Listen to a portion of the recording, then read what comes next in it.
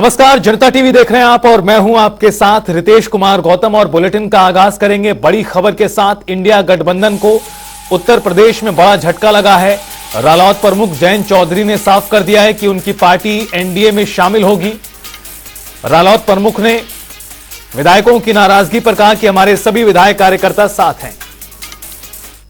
विधायक जो हैं आपकी जो खबरें आ रही हैं, आप एनडीए के साथ जा रहे हैं, लेकिन ये खबर ये भी आ रही है कि कई सारे विधायक जो हैं आपके वो कहीं ना कहीं नाराज हैं इस फैसले से, इसलिए कल अयोध्या भी नहीं गए।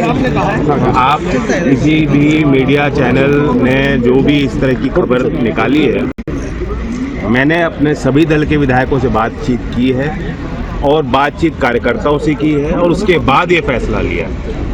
ये फैसले के पीछे ऐसा नहीं है कि कोई बड़ी प्लानिंग रही हो या बहुत समय से हम यही सोचे बैठे हों। बहुत कम समय में, अल्प समय में फैसला हमें लेना पड़ा, परिस्थितियों के कारण लेना पड़ा। और हमने हमारे कुछ अच्छे हैं देश के लिए, अपने लोगों के लिए, कि हम कुछ अच्छा करना चाहते हैं। और जब भारत रत्न से नवाजा गया है, हम सब का मन प्रफुल्लित है। बहुत बड़ा सम्मान सिर्फ मेरे परिवार के का ही नहीं, कि हमारे दल तक सीमित नहीं है। देश के हर कोने में विराजमान जो हमारे किसान हैं, नौजवान हैं, गरीब लोग हैं, ये उनका सम्मान किया। उत्तर प्रदेश में कांग्रेस और सपा के बीच सीटों का बंटवारा अब तक नहीं हो पाया है, लेकिन इस बीच कांग्रेस ने सपा से 20 लोकसभा सीटों की मांग कर दी है। अखिलेश यादव इस पर राजी होंगे या फिर नहीं, यह बड़ा सवाल है।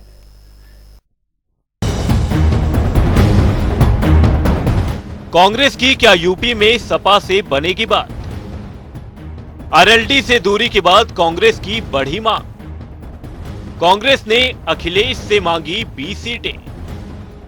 लोकसभा चुनाव 2024 से पहले दिन पर दिन इंडिया गठबंधन की हालत नाजुक होती जा रही है। एक तरफ तो जेडीयू आरएलडी जैसी पार्टियां गठबंधन का साथ छोड़ रही हैं और दूसरी तरफ इंडिया गठबंधन में जो पार्टियां हैं उनके बीच तलवारें खिंचने जैसी नौबत है। हम ऐसा इसीलिए कह रहे हैं क्योंकि यूपी में कांग्रेस और सपा के बीच सीटों का बंटवारा अभी तक फाइनल नहीं हो पाया है। सपा ने पहले कांग्रेस को 11 सीटें देने का ऐलान किया था, लेकिन अब कांग्रेस ने सपा से 20 सीटों की मांग कर दी है। इतना ही नहीं, कांग्रेस की 20 सीटों की लिस्ट में वो सीटें भी शामिल हैं जिन पर सपा अपने उम्मीदवार की घोषणा कर चुकी है। कांग्रेस का 20 सीटों वाला दांव। उत्तर प्रदेश में कांग्रेस ने सपा से 20 लोकसभा सीटें मांगी हैं। सूत्रों के अनुसार आरएलडी के इंडिया गठबंधन से हटने के बाद सीट बंटवारे का समीकरण बदल गया है और कांग्रेस ने अब ज्यादा सीटों के लिए दबाव बनाया है। कांग्रेस की तरफ से अखिलेश यादव को 20 लोकसभा सीटों के नाम भेजे गए हैं। सीट बंटवारे पर कब होगा फाइनल फैसला? सूत्रों के मुताबिक लिस्ट में ऐसी सीटें भी शामिल हैं जहां से सपा प्रत्याशी का ऐलान कर चुकी है।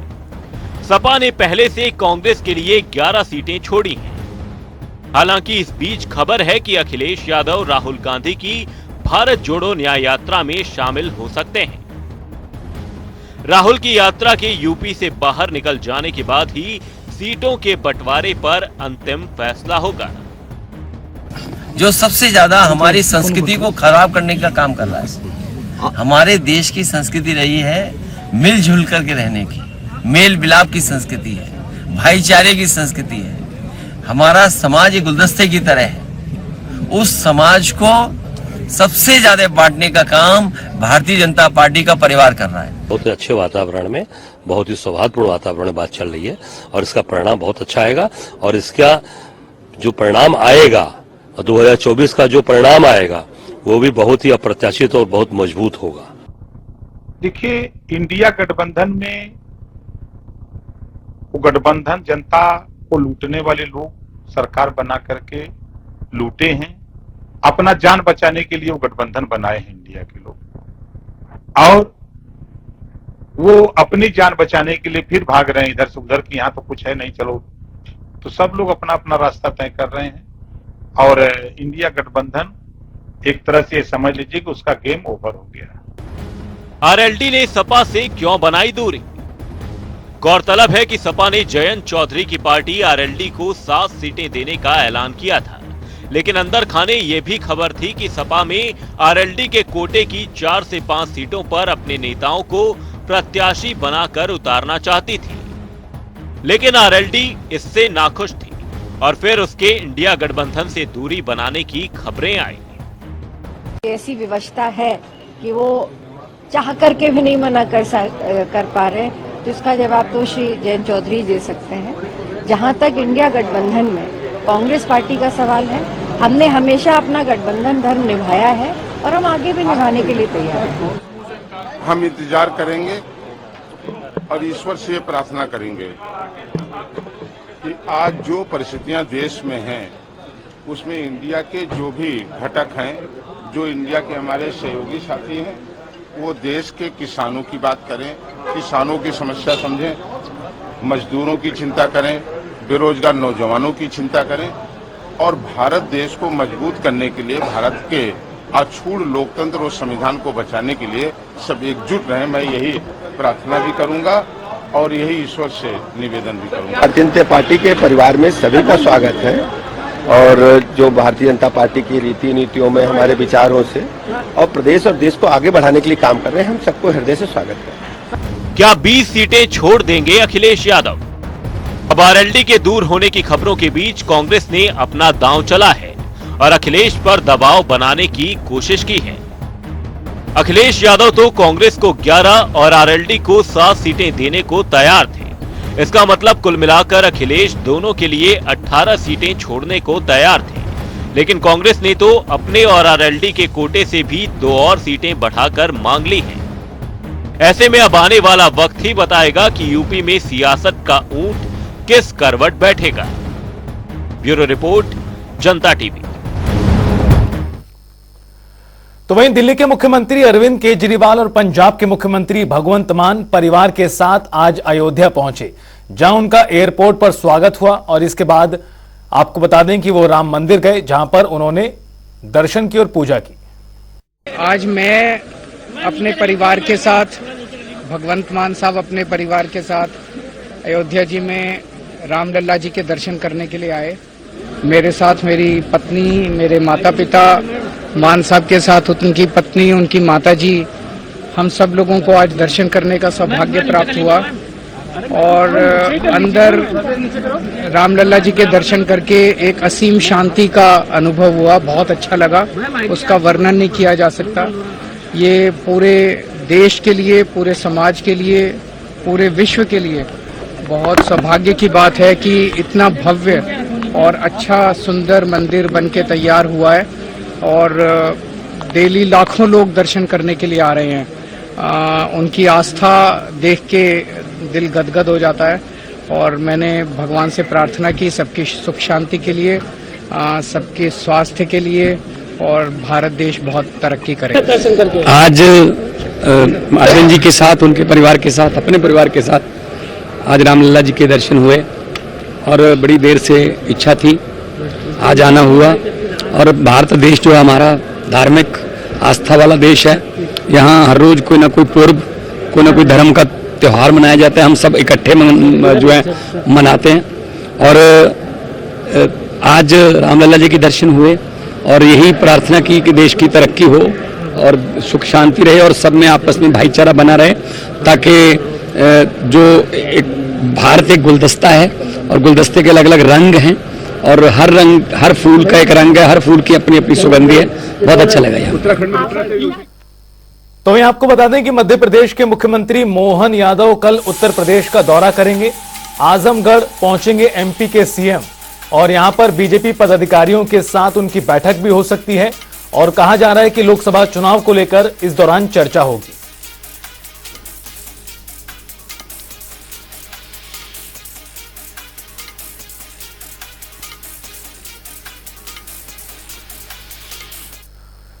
तो वहीं राज्य मंत्री नितिन अग्रवाल प्रतापगढ़ पहुंचे, जहां बीजेपी के नेताओं ने नितिन अग्रवाल का स्वागत किया। अपने प्रतापगढ़ दौरे पर राज्य मंत्री नितिन अग्रवाल ने केंद्रीय मीरा भवन चौराहे के पास संसदीय कार्यालय का उद्घाटन किया और बातचीत के दौरान उन्होंने आगामी चुनाव में क्षेत्रीय दलों से गठबंधन को लेकर कहा, बीजेपी का नेतृत्व यही तय करेगा किसके साथ गठबंधन होगा।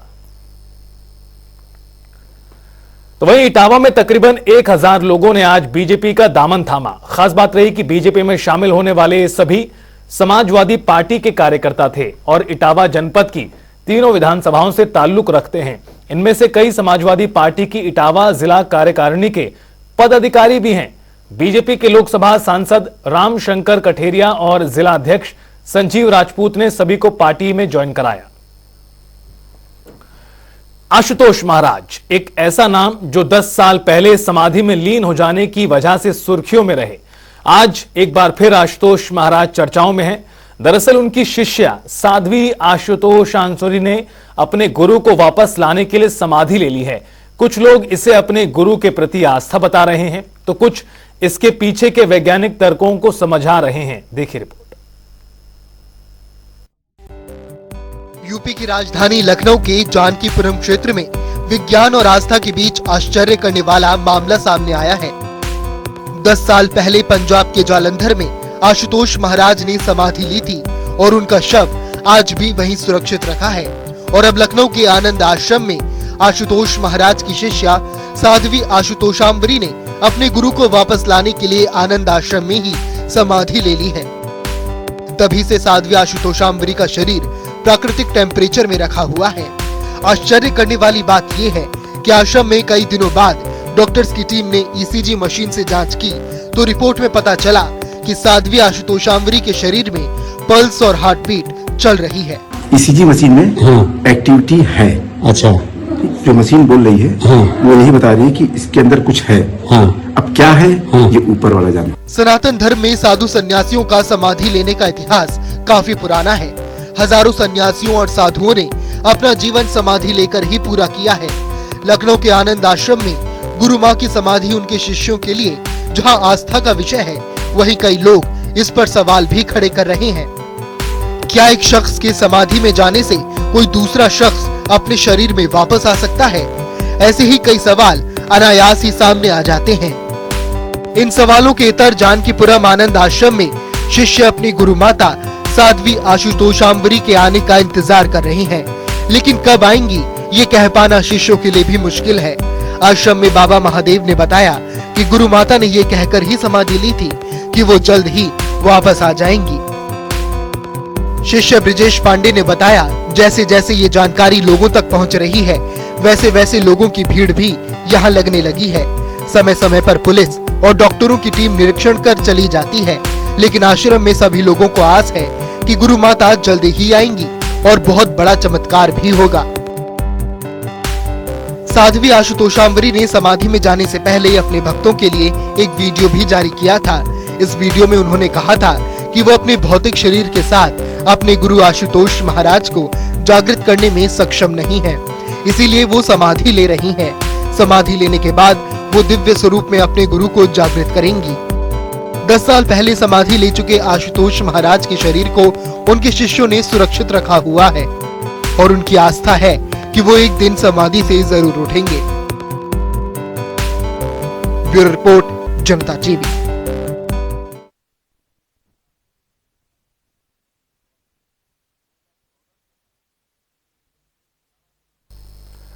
तो आपको बता दें कि एक बार फिर आशुतोष महाराज सुर्खियों में बने हुए हैं और उसका कारण क्या है वो भी हमने आपको बताया। दरअसल उनकी एक शिष्या हैं जिन्होंने समाधि ले ली है और अब इस पूरे विषय को लेकर एक बार फिर नए तरीके से बहस शुरू हो गई है। कुछ लोग इसे आस्था से जोड़कर देखते हैं, तो कुछ लोगों का मानना है वैज्ञानिक तरीके पर ऐसा नहीं हो सकता।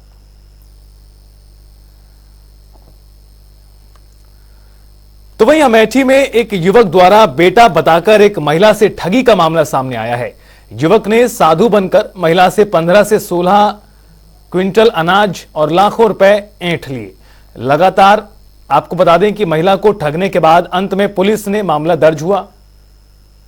20 साल पहले पीड़ित महिला का बेटा गायब हुआ था।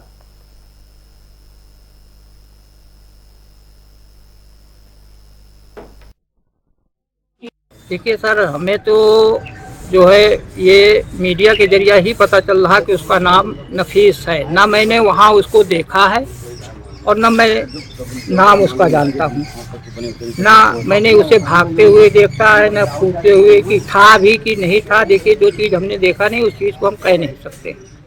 मुझे ये मीडिया के जरिए पता चल रहा कि उसका नाम नफीस है तो हम यही चाहते हैं कि वो अगर पकड़ा जाए तो DNA टेस्ट करा लिया जाए, काम खत्म। अगर वो गलत है तो उसको सजा मिले, चाहे वो हमारा हो चाहे कोई और।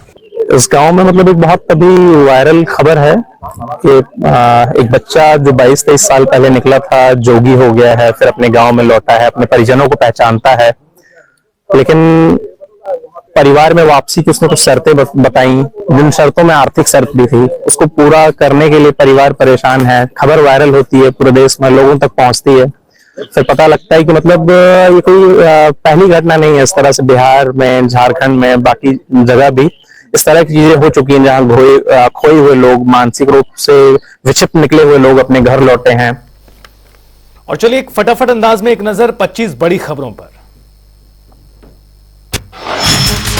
शाहजहांपुर में चाइनीज मांझा दे रहा हादसों को दावत, सामाजिक संगठन ने चाइनीज मांझे के विरोध में किया प्रदर्शन।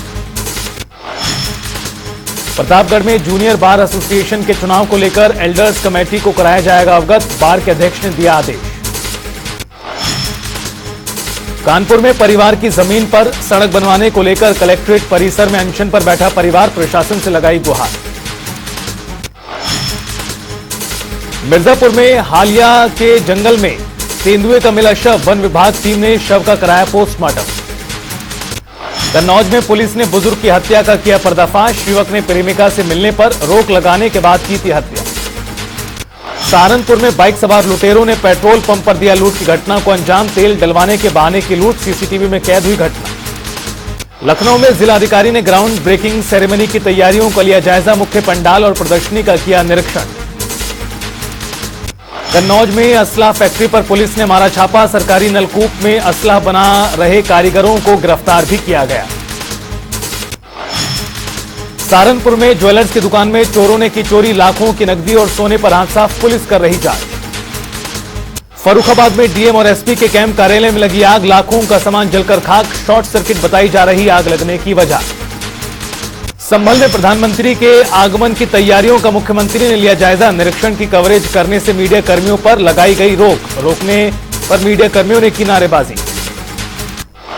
एटा में आपसी कहासुनी को लेकर दो पक्षों की महिलाओं में मारपीट, बाल पकड़कर मारपीट की घटना। कानपुर में आसरा आवास योजना के तहत नहीं निकली दिव्यांगजनों की लॉटरी, डीएम के कार्यालय पर खाट बिछाओ आंदोलन कर किया रास्ता जाम। कानपुर में आवारा कुत्तों का कहर, मासूम पर दौड़ाकर किया जानलेवा हमला, पूरा मामला कैमरे में कैद। अलीगढ़ में लकड़ी माफियाओं का बेखौफ रूप काट रहे हरे नीम के पेड़, ग्रामीणों की सूचना के बाद भी कोई कार्रवाई नहीं। अलीगढ़ में दहेज में प्लॉट की डिमांड पूरी न होने पर पति ने दिया पत्नी को 3 तलाक, घर से किया बेदखल, पीड़ित ने पुलिस में दर्ज कराया केस। फर्रुखाबाद में अनियंत्रित ट्रैक्टर ट्रॉली बाइक से टकराकर पलटी, 2 की मौत, 2 घायल, घायलों को अस्पताल में कराया भर्ती। मिर्जापुर में ब्लड बैंक में कालाबाजारी का मामला पत्रकार ने उठाया, वहीं पत्रकार पर मामले में एफआईआर दर्ज। अलीगढ़ में शादी समारोह में जमकर चले लात घूंसे, लोगों ने एक दूसरे पर फेंकी कुर्सियां। बहराइच में डीएम ने की बड़ी कार्रवाई, शांति व्यवस्था बनाए रखने के लिए उठाए कदम, अपराधियों में मचा हड़कंप। पीलीभीत में पानी की टंकी पर चढ़ा युवक, लोगों में मचा हड़कंप, पुलिस युवक को मनाने में जुटी।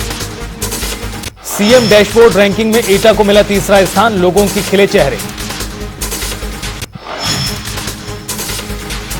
महोबा में पुलिस और बदमाशों की मुठभेड़, गोली लगने से बदमाश को किया गिरफ्तार।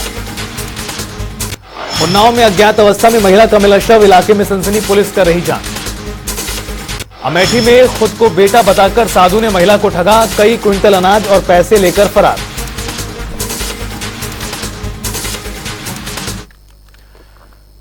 और चलिए अब आपको खबरें दिखाते हैं जनता रिपोर्टर में।